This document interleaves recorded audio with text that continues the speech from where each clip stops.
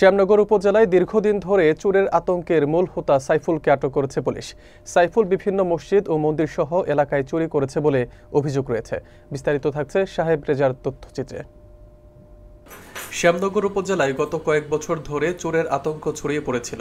Police ও উপজেলা প্রশাসন একযোগে চোর ও অপরাধ দমনের কাজ চালিয়ে যাচ্ছে। এর ধারাবাহিকতায় গত 9 সেপ্টেম্বর মঙ্গলবার সাইফুল নামে বহুল আলোচিত চোর চক্রের হোতাকে তার বাড়ি মাজাটিগ্রাম থেকে আটক করা হয়।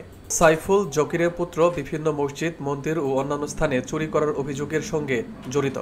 শ্যামনগর থানার অফিসার ইনচার্জ মোহাম্মদ হুমায়ুন কবির মোল্লা জানান, এই ঘটনায় পুলিশ নিয়মিত তদন্ত ও অভিযান চালিয়ে আসছিল এবং অবশেষে সাইফুলকে গ্রেপ্তার করা হয়েছে। এই ঘটনায় স্থানীয় জনগণকে কিছুটা স্বস্তি ফিরে এসেছে। আমি এই শ্যামনগর থানায় 10 মাস অতিক্রম করাকালীন সময়ে ক্রাইম এগেইনস্ট প্রপার্টি যেগুলো মামলা হয়েছে, মামলার অধিকাংশ মামলা ডিটেক্ট হয়েছে এবং মালামাল উদ্ধার সহ আসামি গ্রেপ্তার করা হয়েছে। এছাড়া একাধিক মাদকের বড় চালান সহ মাদকের মামলা নেওয়া হয়েছে। ক্রাইম এগেইনস্ট প্রপার্টির যেমন চুরি, ডাকাতি, দস্যুতা এ ধরনের কোনো ঘটনা, তেমন কোনো বড় ধরনের ঘটনা ঘটে নাই।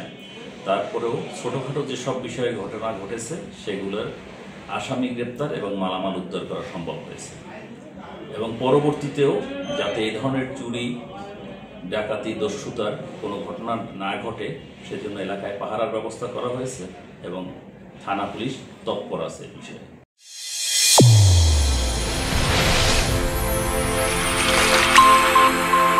চ্যানেল A1 হৃদয়ের স্পন্দন।